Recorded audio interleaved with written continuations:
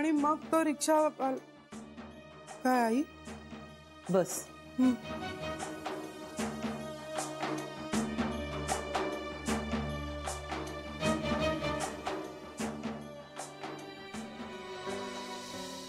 नाही आई, मी तुमच्या समोर अशी नाही बसू शकत.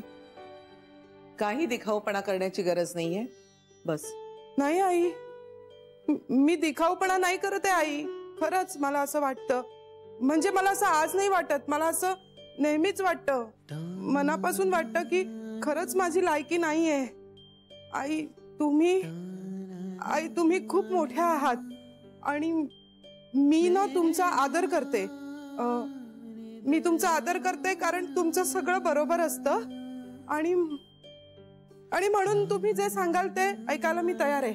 आई तुम्ही ना आता असं माझा प्राण जरी मागितलात ना तरी मी द्यायला तयार आहे. आई तुम्ही फक्त सांगा.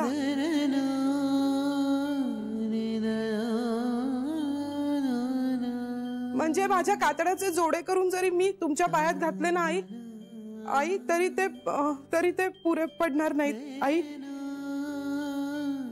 म्हणून मी म्हणते की तुम्ही खूप मोठे आहात. तुमच्या समोर बसायची माझी खरंच लायकी नाहीये. तुम्ही किती करता ना आमच्यासाठी. तुम्ही ना माझ्यासाठी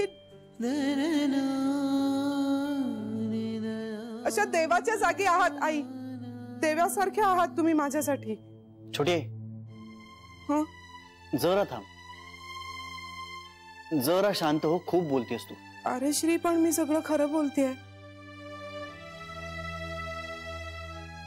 आईने किती केलंय ना आपल्या सगळ्यांसाठी.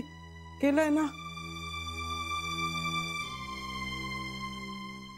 आई. खरंच तुम्ही खूप केलं. म्हणजे माझ्यावर तर अनंत उपकार आहेत तुमचे आई. मी खरं सांगते. मी कोण, कुठली आई. तुम्ही मला त्या कुठल्या तरी गरीब घरातून इथे एवढ्या मोठ्या वैभवात आणलत आई. मग मी इथलीच एक झाले. मला इतकं तुम्ही समजून घेतलं. मला कळलंच नाही कधी. तुम्ही खूप मोठ्या आहात आई. आमचा तर दिवस तुमच्याशिवाय सुरूच होत नाही. हो की नाही इंदू बहिणी? सतत उठता बसता तुमचे विचार असतात. म्हणजे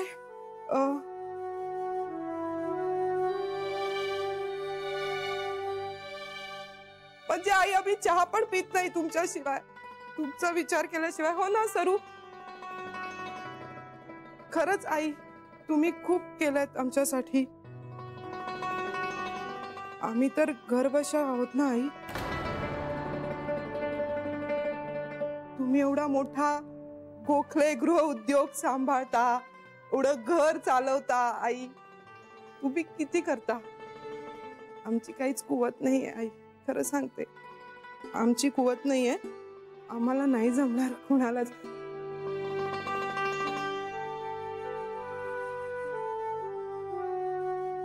आई हे तुम्हीच करू शकता. फक्त तुम्ही करू शकता आई. तुम्हीच करू शकता. आईजी, मी छोट्या आईशी बोलतो. मी तिला आत घेऊन जातो. थांब श्री.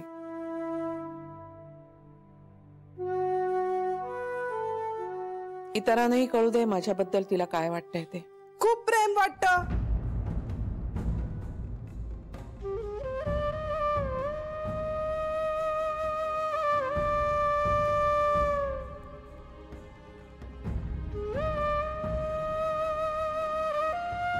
आई तुमच्याविषयी खूप प्रेम वाटतं, माया वाटते, आपुलकी वाटते.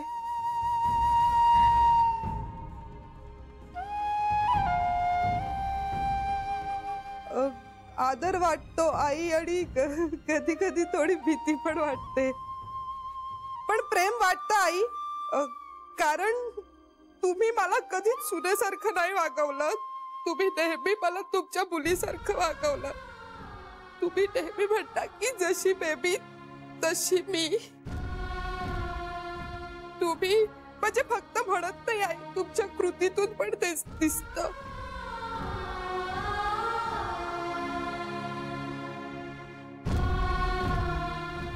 मग हीच अपेक्षा मी तुझ्याकडून केली तर माझं काही चुकलं?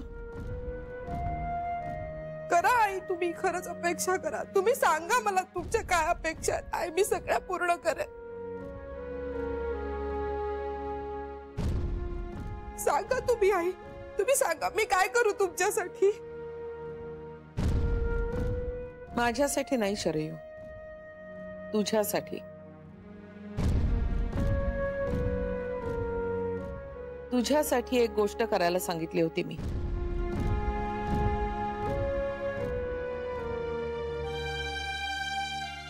पण तेही ऐकलं नाहीस तू. मी ऐकलं नाही तुमचं. नाही नाही आई, असं नाही होणार. म्हणजे मी मुद्दामून नसेल केलं. हा आई, मी ते विसरते ना, तर तशी विसरले असे नाही कदाचित. मुद्दामून नाही केलं. विसराळू माणसाला संशयाचा फायदा मिळत असतो. पण ही गोष्ट तू विसरली असशील असं मला नाही वाटत. शक्यच नाही ते.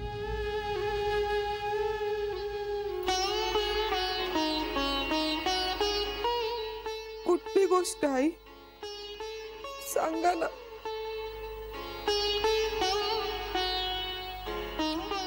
ते तू स्वतःलाच विचार. आई मला खरंच नाही आठवत आहे. काय केलंय मी. आई तुम्ही अशा का वागताय माझ्याशी. तुम्ही बोला ना, हवं तर मला ओरडा, मला मारा, पण जे काय ते असं आई हक्कानं सांगा मला.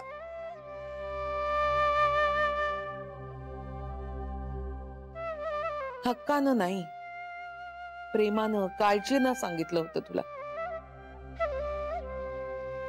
मग का अशी. आई खरंच मी असं कधीच नाही करणार. मी तुम्ही सांगितलेलं सगळं ऐकेन आई. आई खरं तर ना, मी माझ्या मनापेक्षा तुमच्या मनाचं जास्त ऐकते, ह्याची शपथ. कारण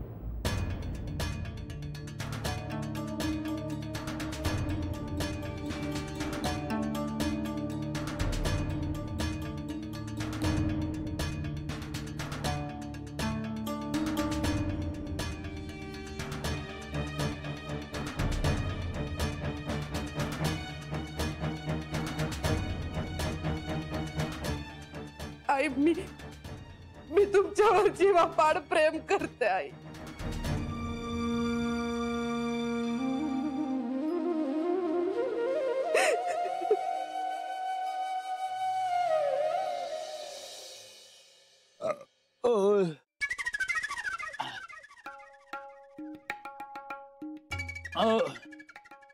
ए पोरा, पाणी आहे का रे? नाही, शेंगदाणे देऊ? ए जा लवकर पाणी घेऊन ये. जळजळते, कसं तरीच होतंय, त्रास होते. जरा पाणी पाणी आण जा. तुम्ही जाणा. ए आगाऊपणा करू नका. जा लवकर पाणी आण. जीव नुसता वर खाली होतोय. ऐकलं नाहीस काय? पोलिसांना बोलवू काय? कशाबद्दल? कशाबद्दल म्हणजे? अरे तू विकलेले दाणे खाऊन तब्येत बिघडले माझी. डोकं तर गरगरायला लागलंय. अरे बाप रे, दाण्यातनं विषबाधा करता काय? हो, बरं आहे ना तुम्ही? काय पण काय बोलता? एवढे शेंगदाणे खातं का कोण एका वेळेला? मग हे आधी सांगता येत नव्हतं काय? बस कोण खातंय तर आपल्या दाण्यातनं खाऊ दे. दुसऱ्यांच्या तब्येतीशी खेळता का तुम्ही? गरगरते, येते, आतड बाहेर येत आहे, ऑन द वे आहे. अरे बाबा काहीतरी औषध दे रे बाबा लवकर. हा हो साहेब, आधी माझे पैसे द्या. धोत्रीत देईन तुझ्या. लाज वाटत नाही का रे? हा, अरे बाबा आजारी माणसाकडे पैसे मागतो काय तू? आता हार्ट अटॅक येणार बहुतेक. हो, तुम्हाला काय झालंय हो दात काढायला? नाही, मला काहीच नाही झालं. झालंय तुम्हाला ऍसिडिटी झाली ना. हे घ्या, हे घ्या पाणी. एक मिनिट, ही घ्या गोळी.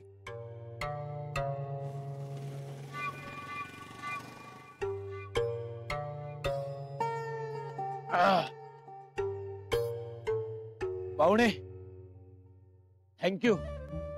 खूप जास्त दाणे खाल्लेत तुम्ही, अतिरेक केला. नाही नाही, अतिरेकच. अतिरेक हा वाईटच. तरी मी सांगत होतो त्या पोऱ्याला दाणे देऊ नको देऊ नको, ऐकतच नाही. हो काय पण काय बोलता हो? मी चांगल्याच सांगत होतो, पैसे द्या माझे. पैसे? माझ्याकडे पैसे मागतोस? हा, हे बघ बाहेरून आलेले पाहुणे आपलं शहर स्वच्छ करतायत. उचल ते कागद. अहो, पण तुम्ही खाल्ले ना शेंगदाणे, तुम्ही टाकले कागद. जास्त बोलू नकोस, माझ्या तोंडाला लागू नकोस. आधी उचल ते कागद. देतो मी तुला पैसे, उचल.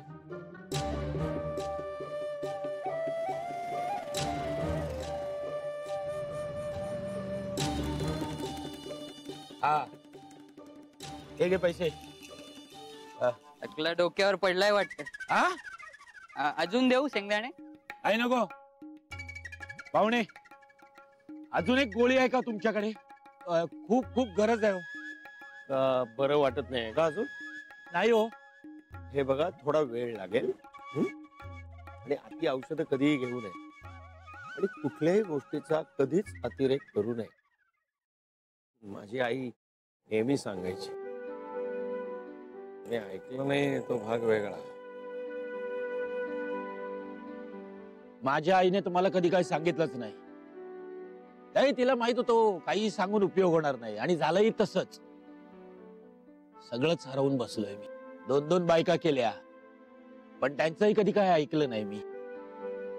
अहो कधी बरं वाटेल हो? थोडा वेळ लागेल. कुठल्याही गोष्टीचा परिणाम दिसून यायला थोडा वेळ लागेल. Have patience. ही तुमची आईच म्हणायची का? हो, माझी आईच म्हणायची.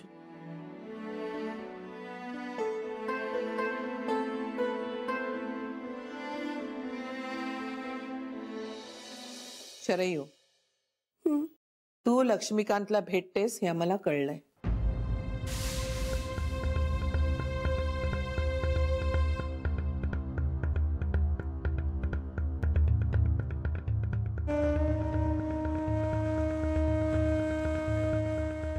नाही आई,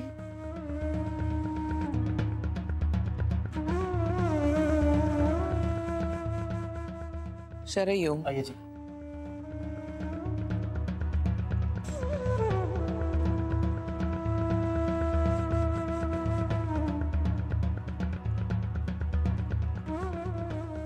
नाही भेटत. तू सांग ना त्यांना नाही भेटत म्हणून. श्री, तू सांग ना सगळ्यांना की मी नाही भेटत.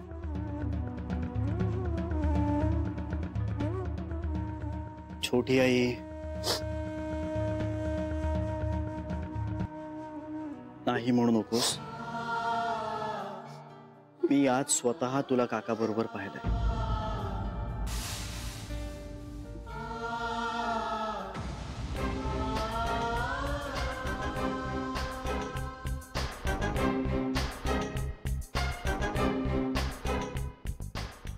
हे बघ, इथे असलेल्यांपैकी कोणीही तुझ्यावर चिडलेलं नाहीये.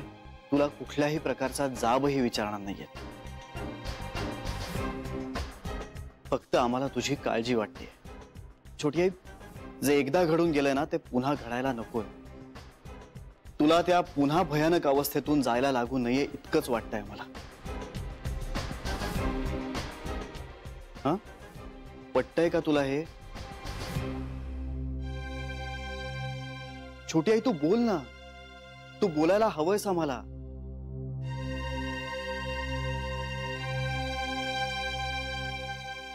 हे बघ, फक्त तू बोलत राहशील आणि आम्ही ऐकत राहू, किंवा आम्ही बोलत राहू आणि तू ऐकत राहशील, असं नकोय.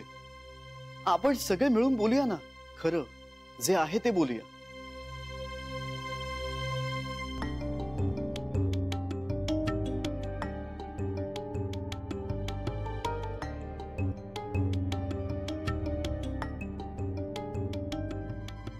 हो आई, मी ह्यांना भेटते.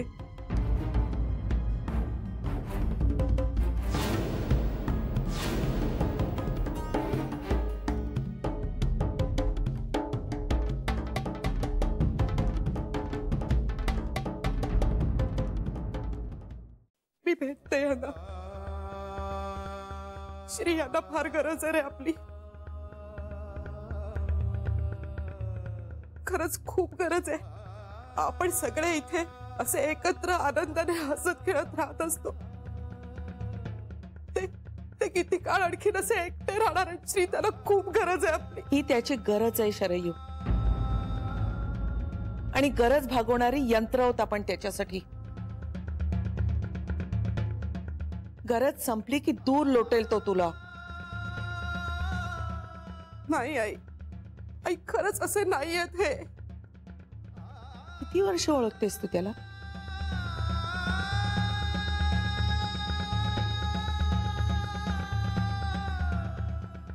पंचवीस वर्ष. मी त्याला 47 वर्ष ओळखतीये. तो स्वतःला ओळखत नाही इतकी ओळखते मी त्याला. आई पण आता ना हे खरंच खूप बदललेत. यापूर्वी कितीतरी वेळा ऐकलेस तू हे. प्रत्येक भांडणानंतर, प्रत्येक तमाशानंतर 2 दिवसांनी शुद्ध आली की तो हेच सांगायचा की मी बदललोय. ऐकलंयस ना तू? हा विश्वास ठेवतेस त्याच्यावर. शरयू तू भोळी आहेस. पटकन विश्वास ठेवतेस समोरच्यावर. त्याचाच गैरफायदा घेतोय तो.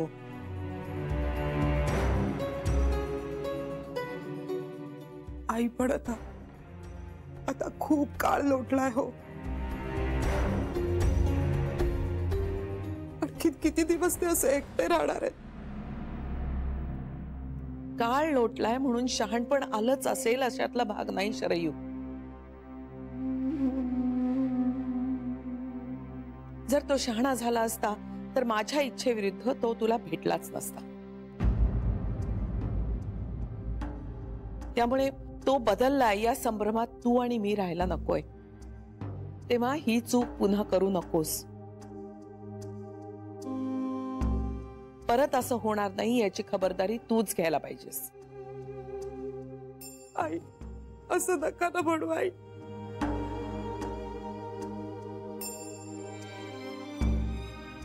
आई त्याच्या विचाराने जीव तुटतो हो माझा. तुझ्या भावना मला कळत नाही असं नाही शरयू, पण अपात्री दान दिल्यानं कुणाचंही भलं होत नाही.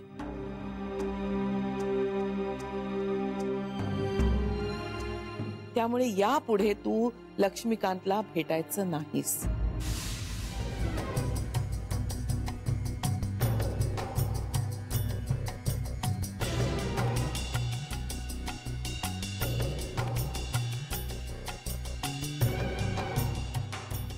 आई उगाच खोटी कारणं देऊ नकोस. खोटं बोलल्यानंतर मी श्रीला सुद्धा माफ केलं नाही, तुलाही करणार नाही.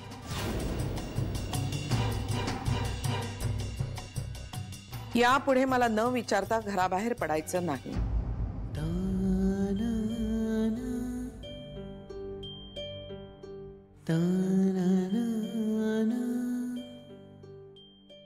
भाजी आणायला पण नाही.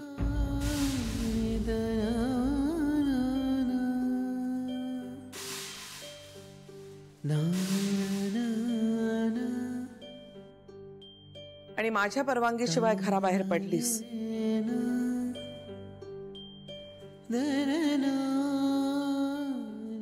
तर परत न येण्याच्या तयारीने.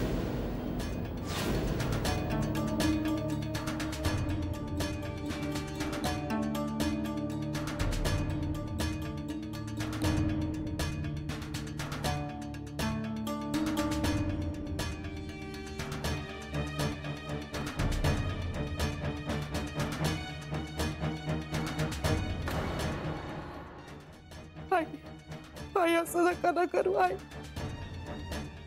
आई असं नका ना करू. आई प्लीज. आई ऐका ना माझं. आई आई जाऊ दे ना. जाऊ दे ना.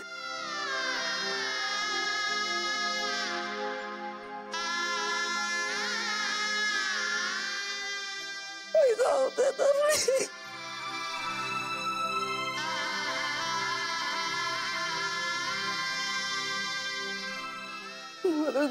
जाऊ.